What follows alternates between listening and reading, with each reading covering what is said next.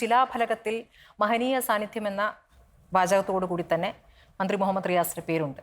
അപ്പോൾ എന്തുകൊണ്ട് പരിപാടിയിൽ ക്ഷണിച്ചില്ല എന്നൊരു ചോദ്യം വരികയാണ്. അതൊരു ഒരു സാമാന്യ മര്യാദയാണല്ലോ, ആ വകുപ്പ് മന്ത്രിയെ കൂടി വിളിക്കുക എന്നുള്ളത്. എന്തുകൊണ്ട് ഒഴിവാക്കിയെന്ന് ചോദിക്കുമ്പോൾ BJP നേതാക്കൾ നടത്തിയ പ്രതികരണവും നല്ല പ്രതികരണമാണോ? കാരണം BJP സംസ്ഥാന അധ്യക്ഷൻ പറയുന്നത് ഇത് കുടുംബ പരിപാടിയല്ല, മരുമകനെ പങ്കെടുപ്പിക്കേണ്ടതുണ്ടോ എന്നാണ് ചോദിക്കുന്നത്. രണ്ടാമത്തത് സുരേഷിന്റെ പ്രതികരണമാണ്. സുരേഷ് പ്രതികരിച്ചിരിക്കുന്നത് അമ്മായിയപ്പനോട് ചോദിക്കുന്നുള്ളതാണ്. ഇത്തരം പ്രയോഗങ്ങളൊക്കെ എത്ര മോശമാണ് എന്നുള്ളതാണ്. പക്ഷേ ഇത്തരത്തിലൊരു പരിപാടി കേന്ദ്രം പ്രഖ്യാപിക്കും. കേരളത്തിലെ ഭരണത്തലവനായി മുഖ്യമന്ത്രിയെ ക്ഷണിച്ചു. മുഖ്യമന്ത്രിയെ ക്ഷണിച്ചത് കേന്ദ്ര റോഡ് ഗതാഗതത്തിൻ്റെ ചുമതലയുള്ള വകുപ്പ് മന്ത്രി തന്നെയാണ് മുഖ്യമന്ത്രി ക്ഷണിക്കുന്നത്. മുഖ്യമന്ത്രി പങ്കെടുക്കുമെന്ന് ഉറപ്പ് കൊടുത്തതാണ്. നമ്മുടെ നിതിൻ ഗഡ്കരിക്ക് മുഖ്യമന്ത്രി പങ്കെടുക്കുമെന്ന് ഉറപ്പ് കൊടുത്തതാണ്. ഏറ്റവും ഒടുവിൽ ഈ റിയാസ് പങ്കെടുപ്പിച്ചത്. കാരണം റിയാസിൻ്റെ അപ്പുറത്തല്ലേ മുഖ്യമന്ത്രി. ഞാൻ ചോദിക്കുന്നത് റിയാസിനേക്കാൾ മുകളിലെ മുഖ്യമന്ത്രിയെ വിളിക്കാതിരിക്കാൻ പറ്റുമോ? അല്ലല്ല, അതല്ല.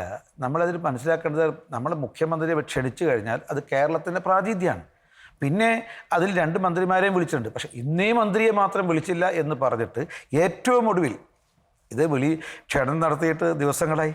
ഇല്ല, ഇന്നലെയാണ് ക്ഷണം കിട്ടിയത്. അത് അടിസ്ഥാനരഹിതമായിട്ടുള്ള ആരോപണമാണ്. അതായത് മുഖ്യമന്ത്രിയെ ക്ഷണിച്ചത് നേരത്തെ തന്നെ ക്ഷണിച്ചിട്ടുണ്ട്. അതായത് ഇതിന് ചില പ്രോട്ടോകോൾ ഉണ്ടല്ലോ, അതിനനുസരിച്ച് തന്നെ ക്ഷണിച്ചിരിക്കുന്നത്. മുഖ്യമന്ത്രി വരാം എന്ന് സമ്മതിച്ചിട്ടുണ്ട്. മന്ത്രി റിയാസിന് തന്നെ റീലെടുക്കാൻ ഇത്തരം ഈ ഒരു റോഡ് ഉണ്ടാക്കി കൊടുത്തത് നരേന്ദ്രമോദിയാണെന്നല്ലോ, അതിൻ്റെ പേരിലെങ്കിലും നന്ദി പറയണ്ടേ?